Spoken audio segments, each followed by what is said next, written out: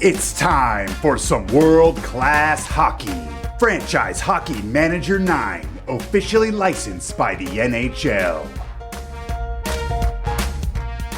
New this season. Keep your team in perfect harmony with the new Harmony system. Deal with player conflicts, the formation of cliques, and complex player personalities. Get more control over your lineup with options like delaying injury treatment and the ability to instantly find out what will make a trade work. Get feedback on which tactics will work for your team. Continue to bring your hockey world to life.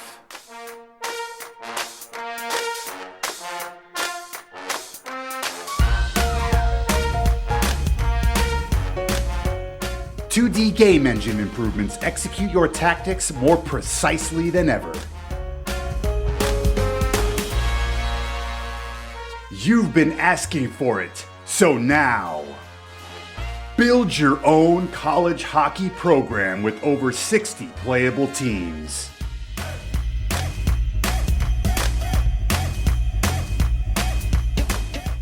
Updated for the 2022-2023 season for every NHL club, as well as international, minor, and junior leagues.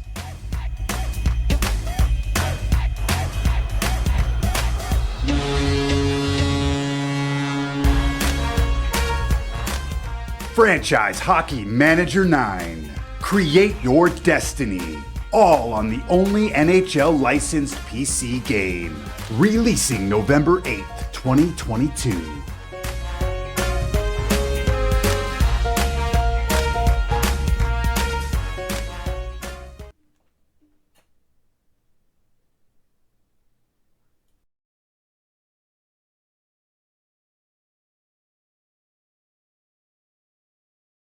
All right. Jeff, let me do the intro. No, right here's fun. This is fun. All right, so hello and welcome to the world premiere of Franchise Hockey Manager 9 with Franchise Hockey Manager producer Jeff Riddles and community manager Adam B. That would be myself. We have been excited to share our news of the upcoming game that's releasing on November 8th, 2022. It will be available on Steam, our website, and the Epic Games Store. As you've already seen from a trailer, we've got lots to talk about, so let's get to it. We will have a question segment at the end for viewers to ask questions as well. So do your best to try and, hold those questions, although if something comes up, that kind of connects. So Jeff, with that being said, if you want to show that start screen.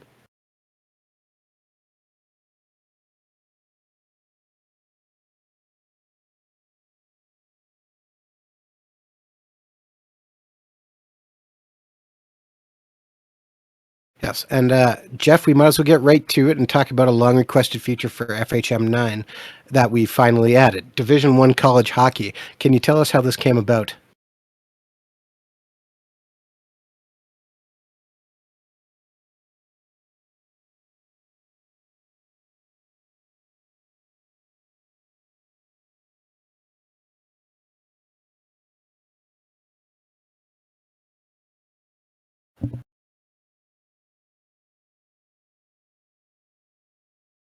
Jeff, you're muted. Yes. I'm muted because I had the mic muted on the one scene. Forgot to undo that while I was setting it up. You can hear me properly Okay. now, I take it? Yep. So just start from the top of what you were saying. Okay, so getting back to that, what I was saying was if you're familiar with sports management games, a lot of them have, well, a few of them have separate college versions for the sports, football games, basketball games. We didn't want to do a whole different version. We wanted to incorporate that directly into the game, but we also didn't want to take the shortcut of just making it playable and just leaving it at that and having it function sort of like a weird hybrid professional college league where the players have contracts and you can trade players and stuff like that, which wouldn't be at all realistic. So this is a college league and it's got proper college rules. So there's the Jeff, aside from the you're season apparently a little structure. quiet. Say again.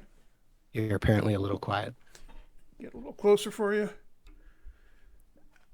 And so what I was saying was it has proper college mechanics. So I will just flip the next screen. You can see with the Michigan roster here, there's no contract as such. The players can be on scholarships. They're listed under you can see in the year column as their academic year, freshman, sophomore, junior, senior. And it's a whole separate, the financial aspect of playing in a professional league isn't there. It's replaced by something that's completely different. All the Division One teams are playable, except there's a couple of new ones this year that aren't playing a full Division One schedule. Stonehill and Robert Morris is coming back. But other than that, there's all 60 Division One teams you can take over and play, and effectively act as the head coach for the hockey team. So, Jeff, let me ask you this: Yep. How does recruitment work then for getting your players? Yeah, because you're not signing free agents or making trades for players.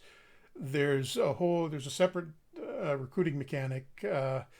What we've done is use the draft mechanics, but modified them quite a bit.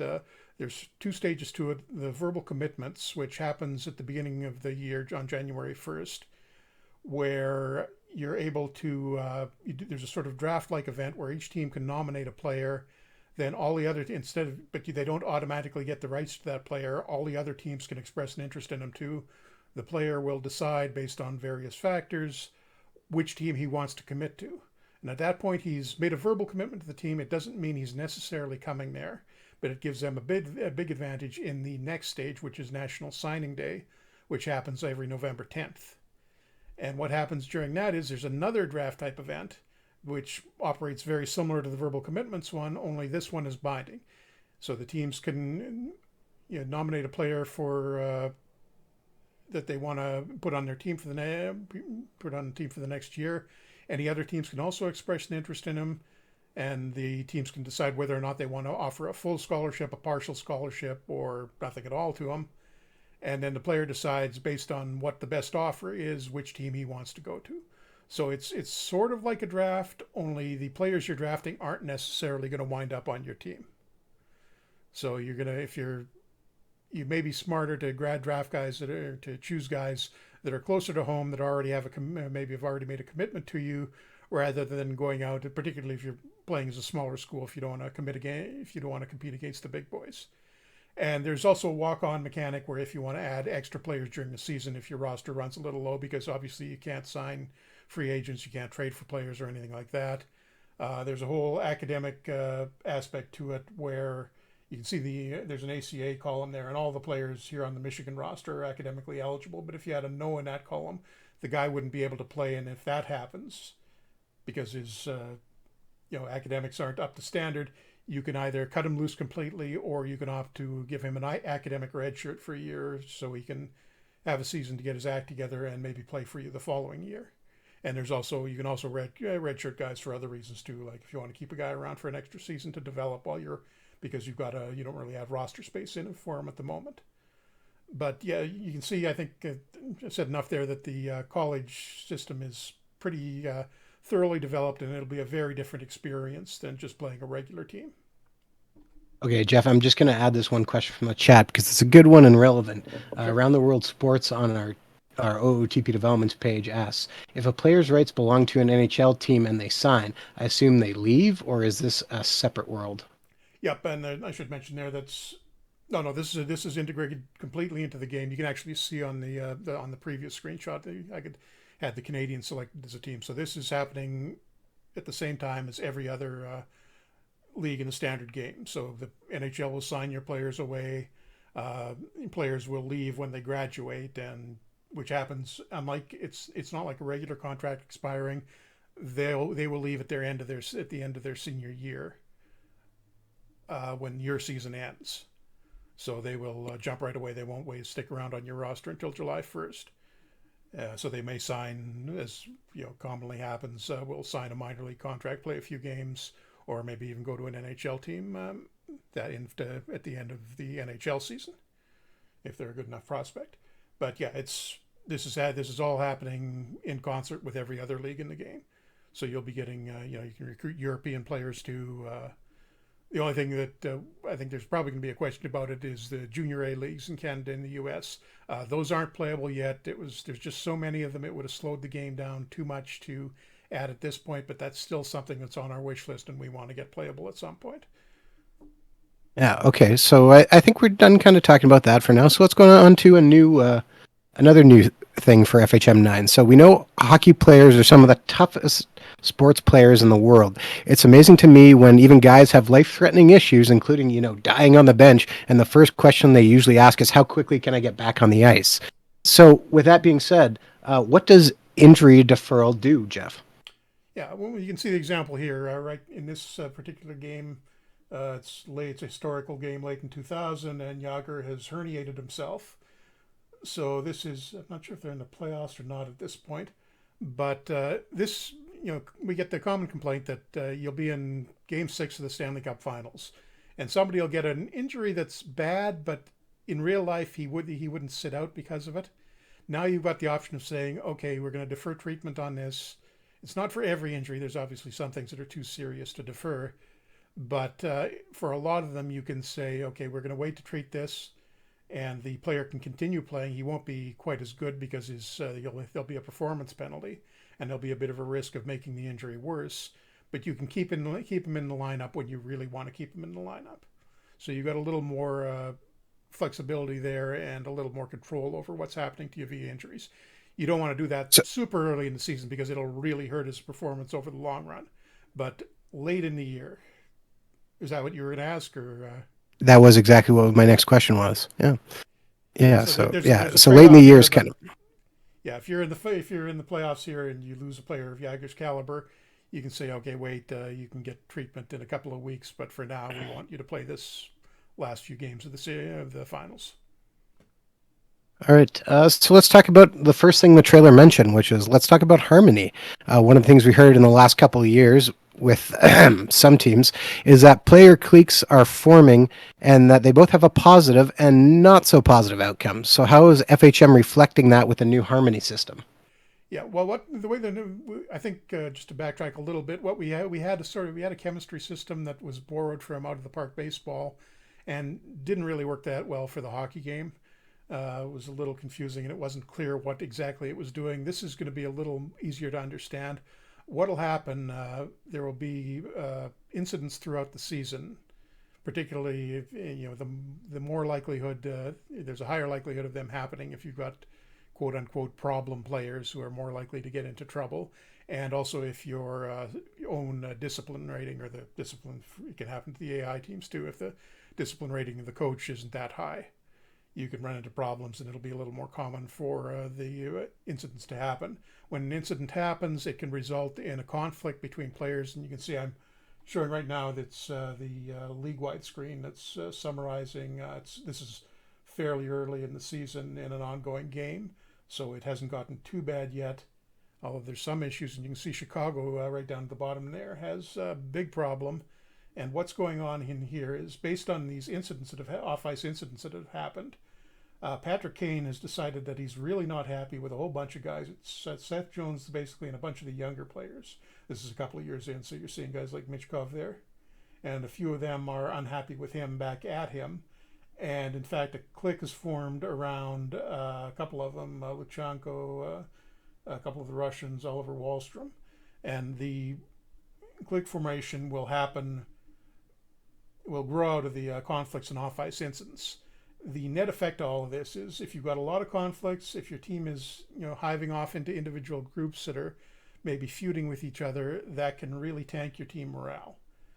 So you've got your options for dealing with this, other than, well, one thing you can do is put more points into your player management when you're upgrading your own ratings or setting them up at the start of the game. Put more points into player management and discipline, so you're not just dumping them all into negotiation like I know a lot of you do, because that will have an effect on how quickly these conflicts get resolved and whether your cliques break up. But for the most part, if you've got a really bad situation, You can maybe send guys down to the minors, and that will slightly resolve it, but it doesn't fix the problem entirely. Otherwise, that'd be a really cheap way of getting around this. You could just send guys down to the minors and call them right back up, and the problem would be gone. That won't work. It'll just sort of temporarily provide you with a slight morale boost. But really, ultimately, if things are really bad, you can wait for the players to resolve things themselves with a little help from your own ratings, or you can start getting rid of players if they're enough of a problem. Not that that's Jeff, ever happened in the NHL. Question from the chat here, which, from our FHM Twitch channel. Will this put up more emphasis on players with higher leadership and temperament? It's actually it's not the leadership and temperament. I think leadership, I'd have to go in and double check, but there's a role for leadership and the captains in preventing incidents from getting too out of control. But the big one is the players' controversy rating, which is you can see that if you go into the editing mode. But otherwise, it's going to be hidden. But you'll get reports on that when you're looking at his scouting screen. So when you're drafting guys, when you're signing free agents, pay attention to the scouting screen. It'll give you a warning if they're going to be a potential off-ice liability. So that's a new thing you're going to have to start considering when you acquire guys. Okay, one other question from Around the World Sports in our OOTP channel. He says, if you trade someone from a clique, will the rest of the clique respond poorly? Good question. Thanks for reminding me. Yes, they will. They will be upset. There will be a morale penalty that you got rid of their friend. All right.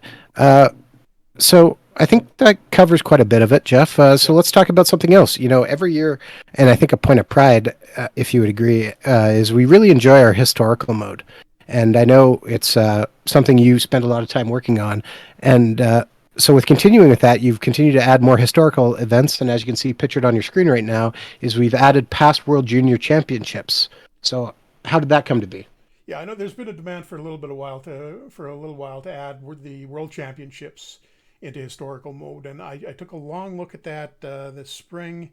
And it was the main problem there was it's going to mean adding a lot of extra players to the database, particularly from countries that only maybe made one or two appearances at the top level of the World Championships. So I had other database priorities this year, so I held off on that. But what did look practical to do was the adding the World Juniors, because the tournament only goes back to 1974. It's a fairly stable group of countries that play at the top level of the World Juniors.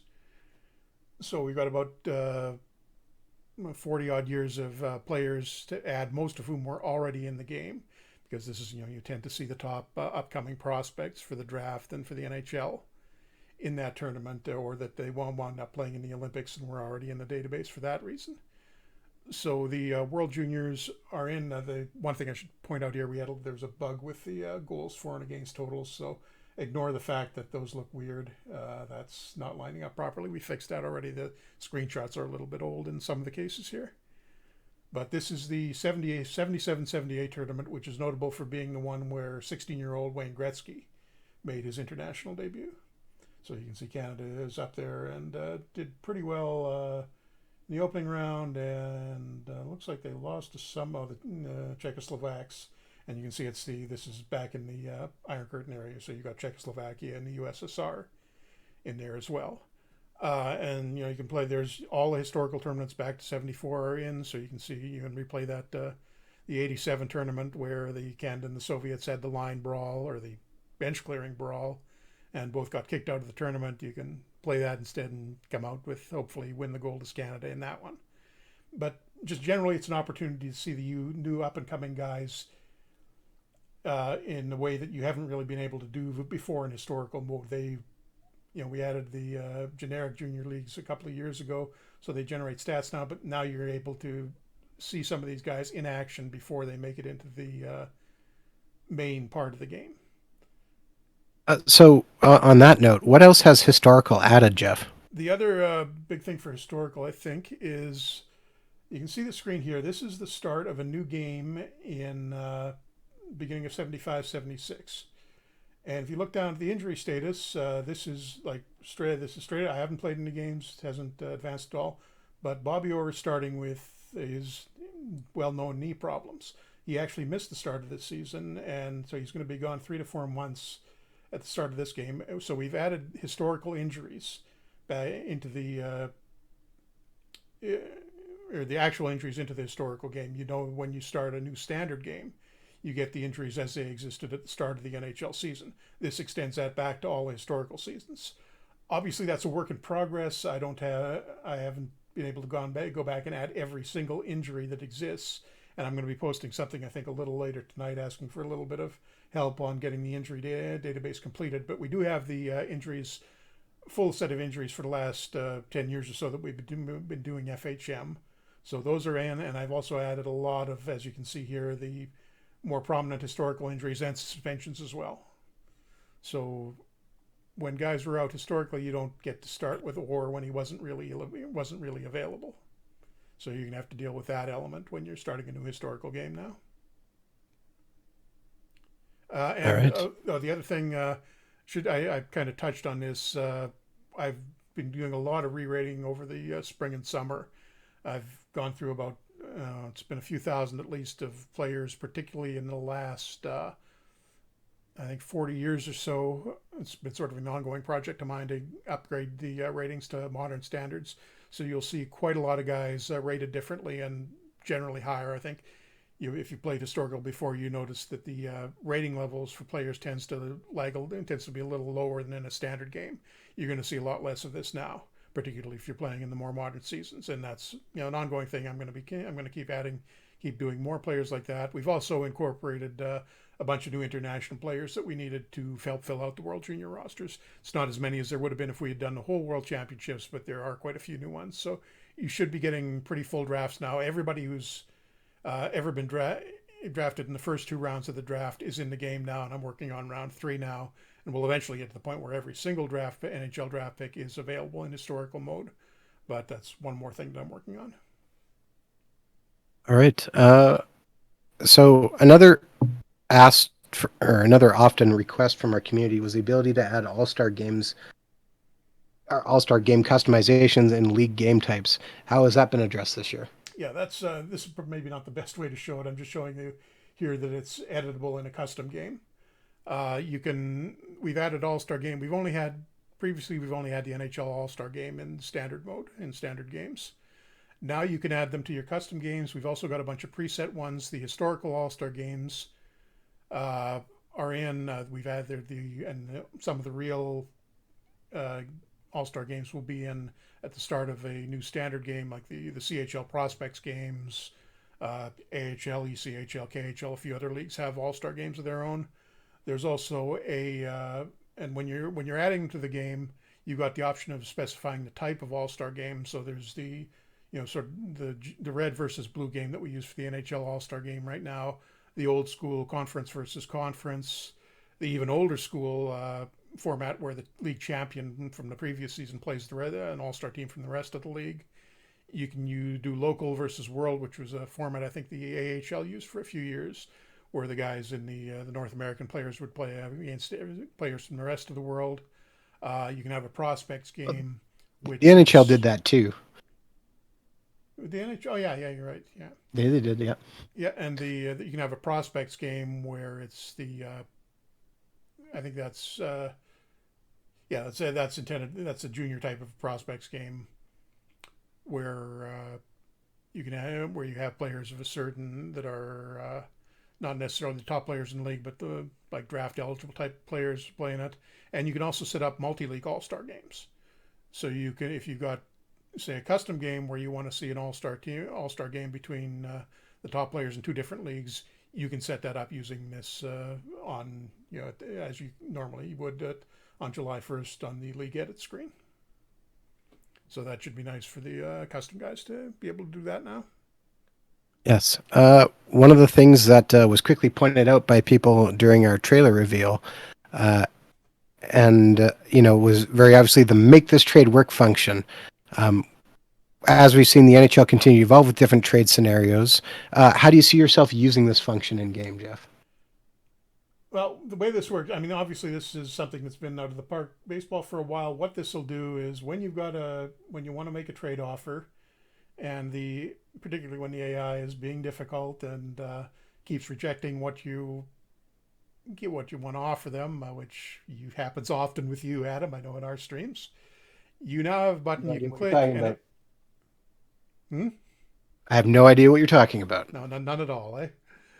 You can now just click a button, and it will tell you exactly what it needs from your roster, if there is something on your roster that will have to be added to the trade to complete the deal. So in this case, you can see I'm playing as Winnipeg and trying to get Ehlers out of the Jets, or I'm playing as Vancouver and trying to get Ehlers out of the Jets, and it wants either Demko, Pedersen, or Hughes, which I'm probably not going to do.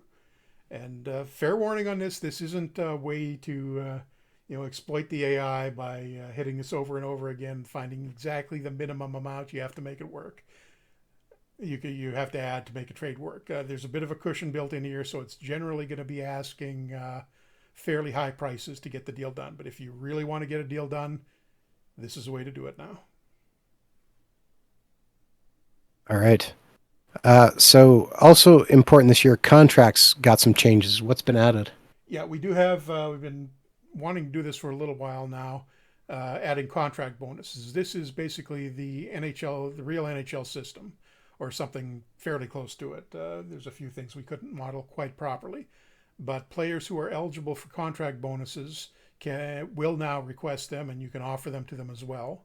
So that's basically just the players on entry-level contracts and players on who are age 35 or over, or are coming off of a major injury. There's some specific rules that decide who's eligible. So in this case, we're playing as the Rangers and talking to Joe Thornton, see if we can get one more season out of him. And he is long past the age of 35, so he's eligible for contracts, eligible for the bonus system.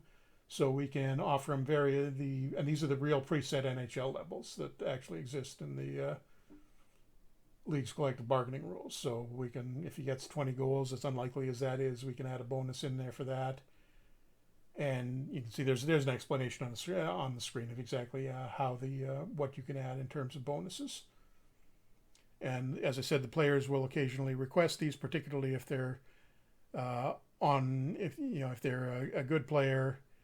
So you'll see a lot of this when you're trying to sign your draft picks. They'll ask for bonus clauses. And the way these bonuses work, if you award them, obviously besides paying them out if the guy achieves them, that also comes off your cap hits. So if at the end of the season you have to pay out a bunch of bonuses, and that would theoretically put you over the cap amount, there's going to be a penalty to your cap in the following year. So that's something you have to watch out for. Is this bonuses work in historical mode? Yeah, well, it works in historical mode in the years that they actually existed. So after the 2004 or 2005 lockout is when this bonus system came in, or at least the first version of it came in. So post 2004, you will see this in historical as well. All right. No movement and no trade clauses have been a hit or miss, as it's not quite as easy to tell who may want to go to what team. How has this changed in FHM 9? So what we've done here is, you guys, we simplified this we've been doing that, I think, for 2-3 years, where the player would waive the no trade clause and no movement clause under certain circumstances, but it was sort of an ad hoc thing where you had to make the trade and then see if the player would agree to it. Now he will explicitly tell you which teams he's willing to be traded to. So in this case, playing as the Rangers again, if you want to trade Trocheck, you can see he's got his 10 teams listed, all American teams, and you can make a trade to one of them completely unhindered, with knowing that he will automatically approve it, and he won't approve deals to any other teams. So you'll know exactly what teams the guy is willing to go to, and it's fairly, we tried to make it fairly realistic as to which teams players are willing to go to. If they've got a hometown team or a favorite team, they'll probably have them on the list. Canadian players will be more likely to have teams in Canadian cities on the list, and so on. Other things, done a couple other things with trading. We've got protected picks now when you're trading draft picks. So you can, if you want to trade away your first round pick, you can specify that's protected, and you've got different levels of that. You can protect it for the top pick, top 3, top 5, or top 10 picks. So what happens there is if you trade your first rounder away, and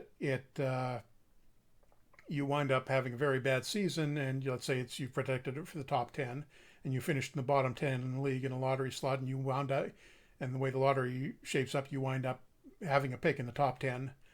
You won't have to give up your pick that season. It will defer to the next available season where you've got a first rounder, which may wind up being even worse for you, but if you finish worse that season, but it will protect them for the upcoming season. So that lowers the value of the pick a little bit in trades, but just makes it a little bit more realistic. It's a new trading mechanic, and you'll see that coming up as you negotiate with other teams. So it's another way you can be a little more flexible with the with your trade offers.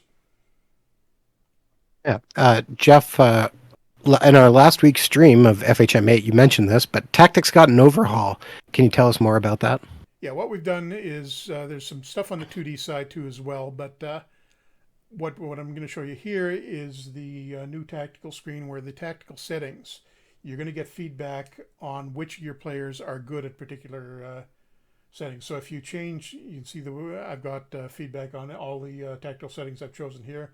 If I were to flip through those individual tactical settings, it would start telling me, it would tell me which players are a good fit for each individual setting. So it makes it a lot easier to figure out what's going to be good for your team, and which, if there's a player that's really not fitting in with your system, maybe you should think about moving him away. Yeah. So some of the other parts of the UI have been updated. Why don't you tell us more about what's going on there? Yep. The one you can see here, then this screenshot is a little bit old. We've made a couple of changes to it since then. We've contracted the player screen a little bit. And this is the default player, the default screen now. Sorry, my voice is starting to go a little bit. Excuse me. So we've rearranged a few things, put some more critical information on the first screen, and I can't show you the other tabs right now. That's just a screenshot. But we've rearranged a few other things. You can see there's a number after the salary at the end that tells you how many seasons the player's got left on his deal. We've added it's not in this, but there's now a national flag up by the player's face gen portrait, so you can see at a glance what country the guy's from and so on. So it killed some redundancies, made it a little bit easier to see information at a glance. We've also done a couple of other things. The player pop-ups now have a season projection. If you're, say, 20 games into the year, it'll show you if the players continue to score at their current rate, what their season numbers will look like. And we've also added season averages to the history screen. And you can see if what a average season for the player was in every league that he's ever played in. The other thing, projections and drawing a blank. There was one more thing that I wanted to mention.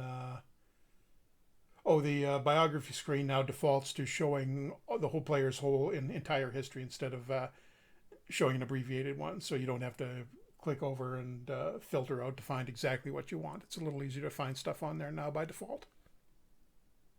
Yeah. So you kind of mentioned this already, but we're now in year 3 of the 2D engine. What are some of the immediate most notable updates to the engine for when you're watching the game take place? Yeah, sorry, Abby, it's an awful thing to have to show in the slideshow because we can only show a screenshot here. But one of the main thing the bigger thing that we've done with 2D mode is refine the way some of the play options work, particularly for power plays and penalty killing. There's more of a set play format to them now, so it will be a lot easier to see the players executing your power play or penalty killing tactics. You'll see this was briefly in the trailer. If you want to go back and look at, you'll see the team maintaining a very good box formation on the penalty kill. And the power play has been a little harder to get right, but we think we've got that working well now as well. So you'll see the actual format that you specified in your tactical settings being used on the power play and for special teams in general. And it looks really promising so far. And now that we've got that in, I think in the future we'll be able to add that to other areas as well, and you'll see more precise implementation of things like breakouts. We also did some internal under the hood modifications where player that's going to make player movement a lot smoother.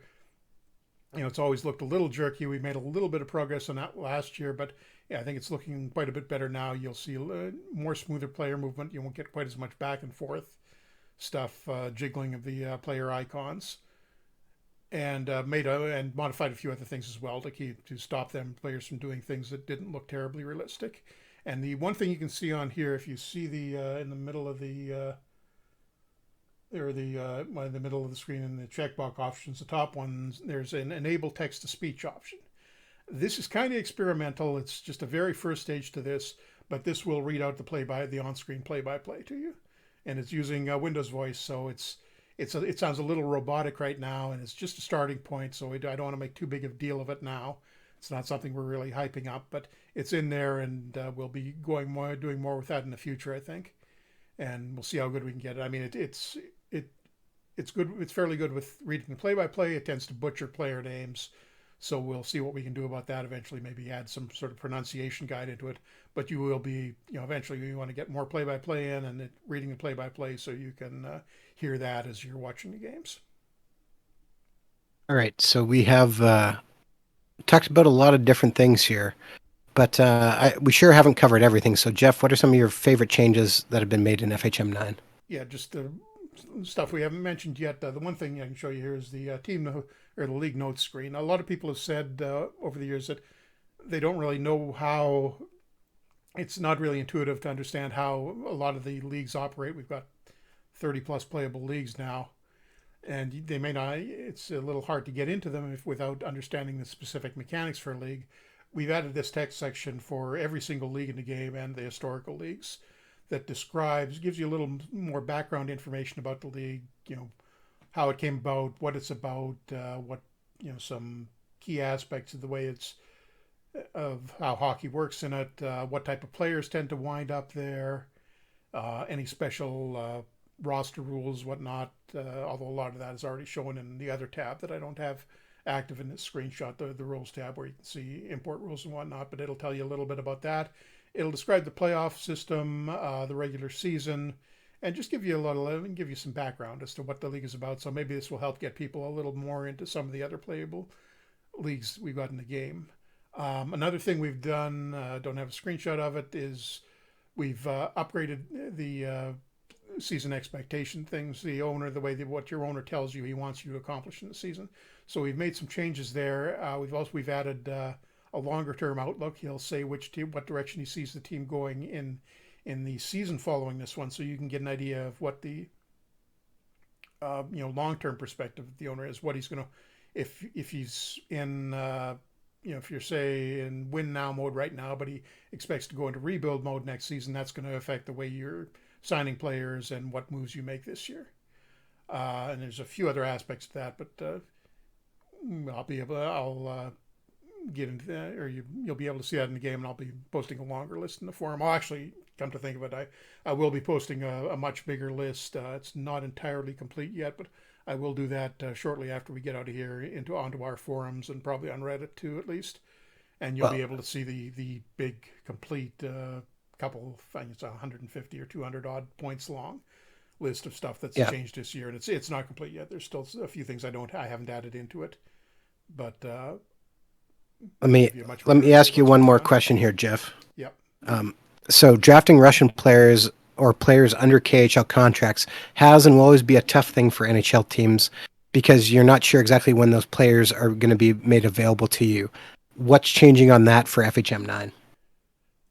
What you can do, what we've modeled now, especially with with a lot of guys kind of bailing out of Russia, is the option for KHL players to do self buyouts. The way this works, it'll mostly be transparent to you, but if you want to negotiate with a player that's got an active KHL contract while you're playing as an NHL team, you can, but he will build into his contract request the amount of money it's going to take him to buy out his own KHL contract. So you will pay a big premium for the guy, but you can get your prospects out of Russia that way. That's a little more flexibility in signing players now, and it's not quite as prohibitive to grab guys from those leagues, knowing that you may not ever be able to get him out if he wants to stay at home. Yeah. one of the things we did earlier in the year was start looking for new achievements for FHM 9. Now, I'm sad to inform that they are not in the game currently, but we are expecting to add more in a future update. Correct, Jeff? Yep, that's gonna be the part of the focus. One of the updates will be redoing adding a bunch of new achievements, and Yes. the thing that is in now though, challenge mode is no longer required to get it to complete achievements. You Yes, still, which is what I get into. when you're playing the historical challenges, you'll still be forced into challenge mode in that because that's part of the challenge. But the restrictions on that. But every other achievement that's in the game, you will get those in normal games. Yes. So with that, Jeff, I think we've kind of covered a lot of different things, right? Yep, I think let's maybe rerun the trailer one more time, or do you want to do I that thought we right at wanted the to end? do. Let's Let's okay. do Let's do questions questions. first. Let's do questions Yeah. now. Yeah. So if you got some questions in the chat, you can throw them in, and we'll pick some out. We'll answer questions here for a few minutes. But I know Jeff, as he said, he's been doing lots of talking here now. Yeah. Um, Actually, it's been voice is reasonably okay now after I coughed that one time. So all maybe right. So a question from our FHM chat from Kel the Best. Will Team Harmony also be available in College League? Like a conflict can lead to a player transferring to a different program? I haven't. I want to add players transferring between programs, but it isn't implemented yet. I mean, they will. The Team Harmony system will still be there, so you will still get conflicts on your college teams and click formation and all of it. But there's no mechanic yet for players to transfer between schools. That's probably going to be something for either an update or next year. But I do want to get it in there eventually. Yeah, just a couple questions I'm going to quickly answer here. There, Infant Jester in the OOTP chat says, "Is the game fully releasing on November 8th, or is that the start of early access?" The game will fully be released on November 8th. Yeah, It no will not early be able. access. It's Yeah, the whole deal. you won't be able to purchase it until then, but as soon as it is available for purchase, you'll be able to play it immediately. Um, AJ in our FHM chat says, will graphic files from FHM 8 work with FHM 9, like player photos, for example? As far as I know, yes. Everything should Yeah. work if you're moving things over. And for the modders, one thing we just added, just by the by, is the rink graphics can be set by season now, so you can have that changing from year to year. The on ice stuff. So if you're playing historical, you can go through the progression of different rink images if you've got them set up that way. Okay, Mr. Blue Sky in the FHM chat, has changes been made to player contracts? Are players more likely to significantly lower their ask as the offseason progresses, or they remain unsigned? That's already a mechanic that's in there. They'll gradually lower their asking price as the off season goes on. They don't have a contract offer, and I think that runs through it. Eventually stops somewhere in November. I think it's the beginning of November, and at that point, the player may just take whatever offer he can get, even if it means Oh, yeah. jumping to another league that he wouldn't normally play in. I saw, December 1st is the pin for players being able to play in the NHL, I yeah. believe. So there's Because another that's month happening of in real space life in right there. now with a few Yeah, guys. yeah. Sorry, you're going to I say saw, something? yeah, I had a question in the OTP chat. Did you rework the waivers so a player doesn't have no trade clauses if he's picked on waivers? We made that optional, so you can turn that rule off if you don't like it now. It'll be on by default, but you can disable that at the start of a new game. Jacobite in FHM chat asked, have team cap calculations been fixed in the trade screen? Actually, there's an active bug I think on our list at the moment. So I remember we fixed one thing there.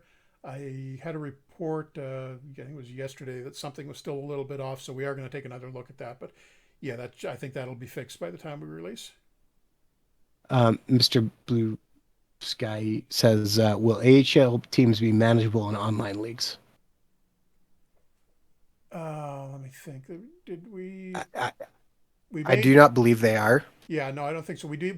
One thing we did do is made the AHL and the AHL and custom games. It's the league itself is editable now, which wasn't before. People wanted that to happen so they would be able to change farm team affiliations. So it is editable now where it wasn't before. But The no, big thing, though, yeah, I was just going to say here, the AHL isn't, but you can play the NCAA as an online league. yeah, yeah. Um, Boz Co-owner chat says, "Can you make generic leagues in custom mode?" Not yet. No, that's going to be a big project to add, and it's kind of there's a lot of little twitchy settings that have to be accounted for. So we want to do it in a way that it's not super complicated for the user to add and doesn't have a million things that'll break. But that's going to take some doing. So that's probably a project for a future version. Um, Question from the FHM chat, which is from Diprak Chopra, says, "Will players consider family legacy in NCAA program choice, i.e., like Taylor McCarr is at UMass because Cal went there?" It's not at the moment, but that's not a bad idea. I mean, they'll yeah, if they've got would be a little bit hard to do. Like, well, fathers would be relatively easy, but yeah, it's not doing that at the moment. But I think I can figure out a way to get that added in there. And one thing, it's you will notice if you play. I mean, I've got a game, I've got test games played out for 30 or 40 years. The college teams do a pretty good job of putting together rosters that are fairly realistic geographically wise. Like Minnesota will be very heavily Minnesota-based players. Boston College will have a lot of players from Massachusetts and other elsewhere in New England, and then the more diverse programs will have players from all over. Army and Navy. I haven't been able to get rid of the foreign players entirely from the or Army and Air Force teams. But it'll almost always be only Americans you'll see on those teams. So it's producing. I've looked at this quite a bit, and the college rosters after a few years in the game tend to be pretty realistic in terms of what players are going there because they're coming up through, and it's guys who've come up through the junior A leagues primarily. Yeah. So, Sorry, just looking through the stuff. We've answered a bunch of these questions already, or Red Flyers has been in our chats answering a bunch as well. Um, wait, so I so got I one don't for want him. Nick, why doesn't Navy have a college team? to. So you got an answer for that one? Let's see. Another question from the FHM chat. Will there be options for players learning new languages? It's in there. That's been in for quite a while. They'll learn new languages over time, as particularly if they're playing in that country. There was a bug quite a while back or a couple of them that was screwing up the way they learned them, and the rate was way too slow. But that's been fixed for a while now. So you will see players acquiring new languages as they play in a country, unless they're particularly dumb, in which case it will take a long time for the language to be learned. Okay, question from the OOTP chat. Are Olympics and World Juniors available in historical games after the last year available historically? No, the problem there is that after the last historical year, so 21-22, the historical game basically converts over to a custom game, and there's no international playing custom games yet. Although that is something that's fairly high on the wish list. So once we've got international play added to custom games, you'll see that in historical as well, but not right now. Uh, Cal the Best asks, and for regarding NCAA, will recruiting be realistic, like Michigan recruiting the top prospects? Yep, I've been fiddling with that quite a bit. That's something I've revised like probably a dozen times by now, trying to get the right balance so players will consider things like how whether the team is local to them, their historical performance or particularly recent performance, academic quality, whether they've got a scholarship offer.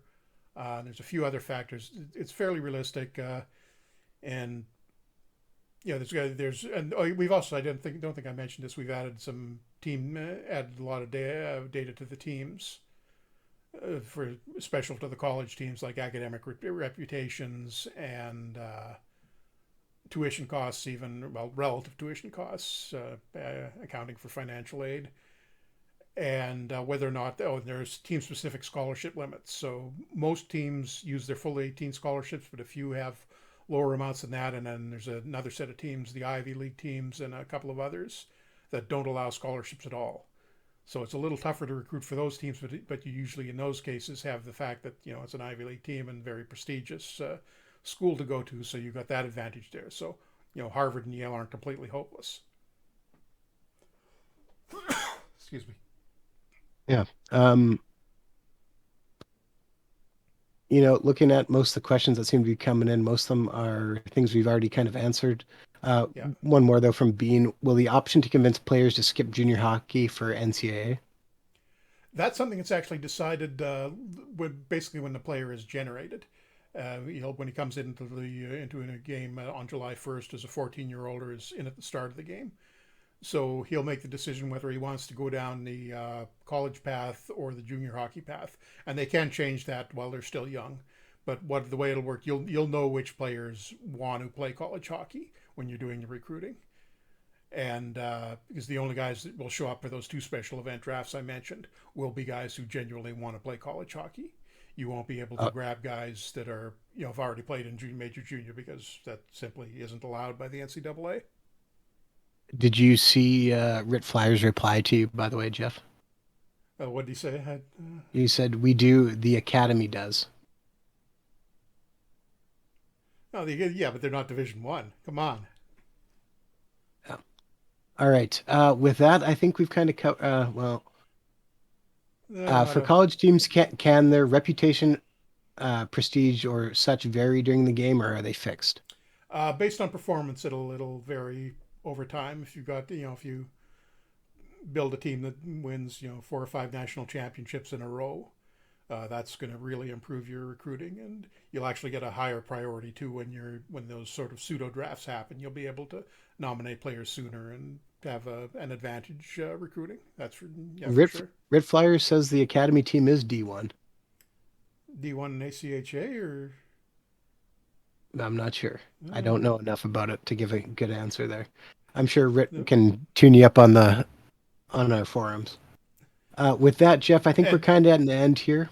Yeah, and speaking of the forums, I am going to post the long list I mentioned pretty much as soon as we get out of here on our forums and probably Reddit. Maybe no, I think it's just those two places. So you'll be able to get a list of much more detailed list of what's been changed, because there's been a lot of stuff that's been changed since the end of FHM 8. And I've got a bit of a research request for the historical injuries thing. I think I will post a little later as well too in our forums. All right. With that, thank you very much for tuning in. And of course, we're going to end here with the trailer one more time in case you came in late and missed it. And it'll even show you some of that power play penalties kill stuff we talked about earlier too, if you're paying attention and watching. Okay, so here's the trailer one last time. If you came in late and didn't get a chance to see it, thanks to everybody for coming out, and we'll cut off after the end of this, and you may want to have a look at the forum a little later. So here goes the trailer.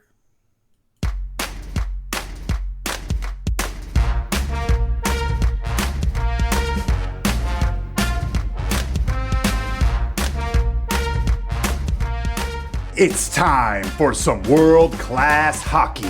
Franchise Hockey Manager 9, officially licensed by the NHL. New this season, keep your team in perfect harmony with the new Harmony system. Deal with player conflicts, the formation of cliques, and complex player personalities. Get more control over your lineup with options like delaying injury treatment and the ability to instantly find out what will make a trade work. Get feedback on which tactics will work for your team. Continue to bring your hockey world to life.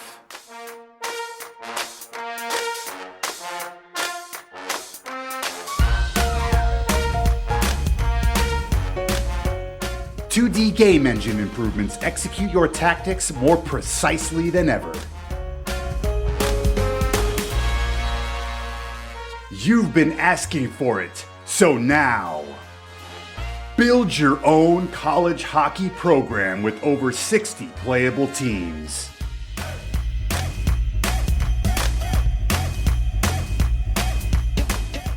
Updated for the 2022-2023 season for every NHL club, as well as international, minor, and junior leagues.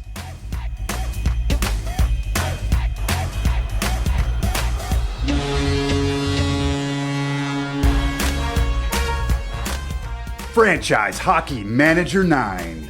Create your destiny. All on the only NHL licensed PC game. Releasing November 8th, 2022.